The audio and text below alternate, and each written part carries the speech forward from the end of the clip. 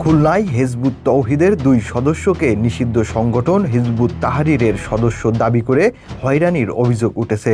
পরে পুলিশ ঘটনাস্থলে গিয়ে তাদের উদ্ধার করে থানায় নিয়ে যায়। প্রয়োজনীয় জিজ্ঞাসাবাদ শেষে তাদের লিখিত বক্তব্য রাখা হয় এবং ছেড়ে দেওয়া হয়। লিখিত নথিতে উল্লেখ করা হয়, ভুল বোঝাবুঝির কারণে তাদের থানায় নিয়ে আসা হয়েছিল এবং তারা কোনো অন্যায় কাজ করেনি। এদিকে হিজবুত তৌহিদের দুই সদস্যকে পুলিশ গ্রেপ্তার করেছে এমন বিভ্রান্তিকর তথ্য বিভিন্ন নিউজ পোর্টাল ও সামাজিক যোগাযোগ মাধ্যমে ছড়ানো হয়েছে বলে অভিযোগ করেছে সংগঠনটি। হিজবুত তৌহিদের দায়িত্বশীলরা বলছেন, তাদের কোনো সদস্যকে গ্রেপ্তার করা হয়নি। পুলিশ প্রয়োজনীয় জিজ্ঞাসাবাদ শেষে তাদের থানা থেকেই ছেড়ে দিয়েছে। হয়রানির শিকার দুই সদস্য হলেন মোহাম্মদ মাহিন হাওলাদার ও জিশান আশরাফ। ঘটনাটি ঘটে বুধবার দুপুরে খুলনা নগরীর শিববাড়ি মোড়ের জিয়া হলের সামনে।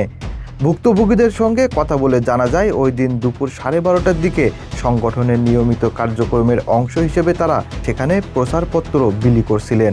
এ সময় স্থানীয় কয়েকজন তাদের কার্যক্রমে বাধা দেন এবং শারীরিকভাবে হেনস্থার চেষ্টা করেন বলে অভিযোগ করেন তারা। তাদের অভিযোগ, হেনস্থাকারীদের মধ্যে কেউ থানায় ফোন করে জানায়, হিজবুত তাহরীরের সদস্যদের জনগণ আটক করেছে।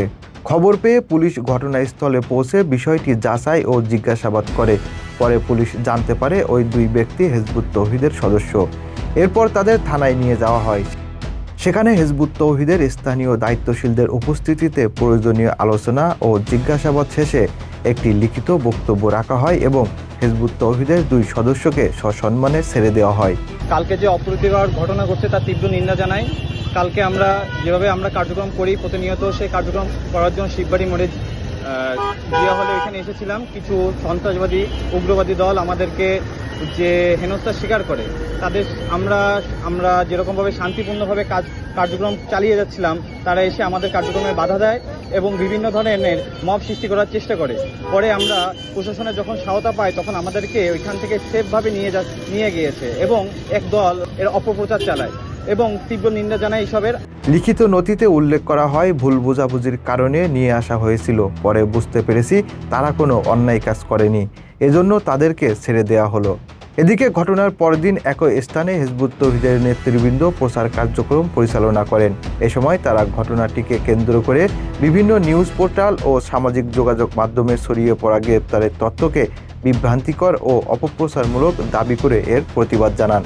হিজবুত তৌহিদের দায়িত্বশীলদের অভিযোগ, স্থানীয় একটি উগ্রবাদী গোষ্ঠী তাদের নিয়মতান্ত্রিক কার্যক্রমে বাধা দিচ্ছে এবং বিভিন্ন সময়ে সদস্যদের হয়রানির চেষ্টা করছে।